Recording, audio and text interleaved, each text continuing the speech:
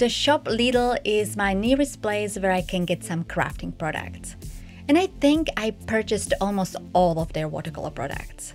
I just could not resist. And I'm going to be swatching them all. And to put them into practice, depending on the product, with some I will be coloring an image, and with some I will do some kind of a simple painting. Or like today, I will do both. And then I will give you my opinion. In this video, I'm going to be swatching the watercolors.com in tubes. Lidl also has some watercolors that are in pans, which is the item that I actually don't have. And as I said, I will be also doing painting and coloring. By the way, if you don't know Lidl, you might know Aldi. They are very similar. So let's start swatching. This is a big bag. It comes with 24 tubes and I think it costs around €7. Because they are cheap paints, they are meant to be used directly from tubes. That's why I have a palette on the side to squeeze them out. I started with a white, which doesn't look white at all. All these cheap paints have this brown liquid in them, which stains the color. This is really not helpful with the white. I also never understood why watercolors include white, because you don't really need it unless you want to create pastel colors. But I'm not going to criticize it here because this is a cheap watercolor palette. The expensive ones do that too. The next color is lemon yellow, followed by cadmium yellow. While in general I prefer cadmium yellow, both yellows are very pretty. The next color is color called Skin. I don't know why it is there. It looks like white, just slightly darker. In my opinion, this one is pretty useless. Next, there are 3 different orange shades: light orange, orange, and dark orange. Although orange is not my go-to color, I like them all. They are very vibrant and really beautiful. Next, there are a bunch of red colors, starting with the color Vermilion. It looks like Venetian red or something like that. The next red is probably my favorite color from this set. It's called Scarlet Red and it's a very pretty red that I would use for Christmas cards. The last 2 reds are Permanent Red and Red. Both still pretty, but not as pretty as the Scarlet Red, at least in my opinion. But I judge my reds according to, would I use this for Christmas cards? Is this perfect for Christmas cards? The next color, which is the 12th color in this set, is purple. It's okay, quite pretty, but nothing super exciting. Now we move on to blues and greens. To be honest, the blues I don't like at all.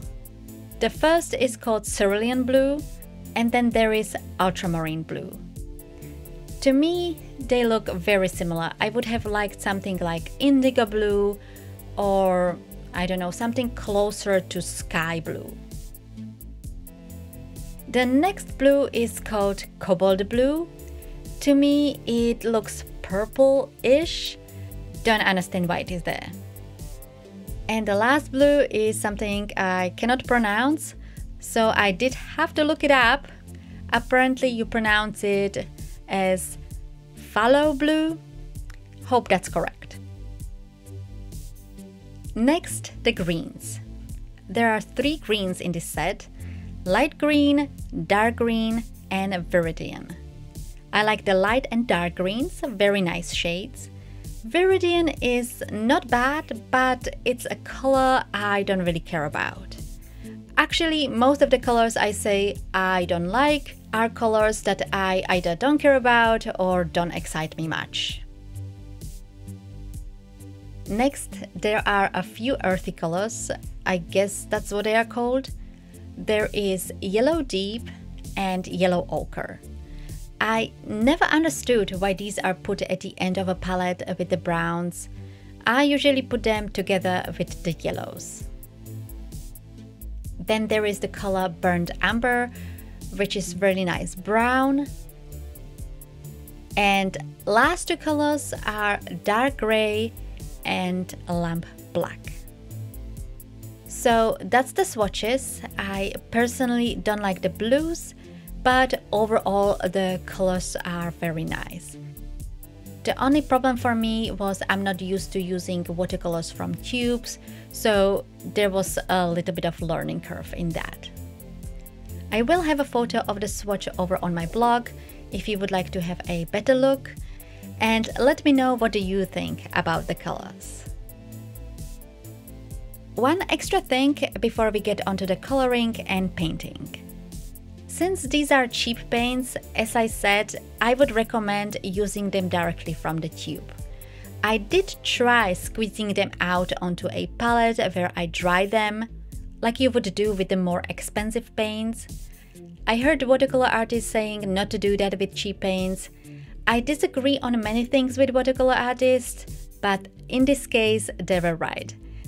As you can see here, the paints cracked and detached, and they are not as vibrant compared to when you would use them directly from the tube. I thought I will show you this so you don't make the same mistake. And now let's give the paints a try. Since this is a card making channel, I use stamps and I color. So I first tested how they perform when you are coloring. And then I will do a simple painting and talk about my overall thoughts. I stamped this flower using a black ink onto a watercolor cardstock, and then I started coloring. And to be honest, I am not a fan. It's not really showing in the video, but it's covering some of the lines. You still see them, but it's faded. This is because the paints are quite opaque. Maybe if you have a stamping tool, you can leave the stamp in it, and after you paint, you can restamp. Or the other option, maybe even better option, would be to heat emboss. I think this way you will not have the same problem. But these days I often use digital stamps, so for me it's important that the black doesn't get covered. Overall, the result is not bad, but I would prefer if it did not cover the lines, because other watercolors that I have, they don't do that. But as I said, overall, the result is not bad.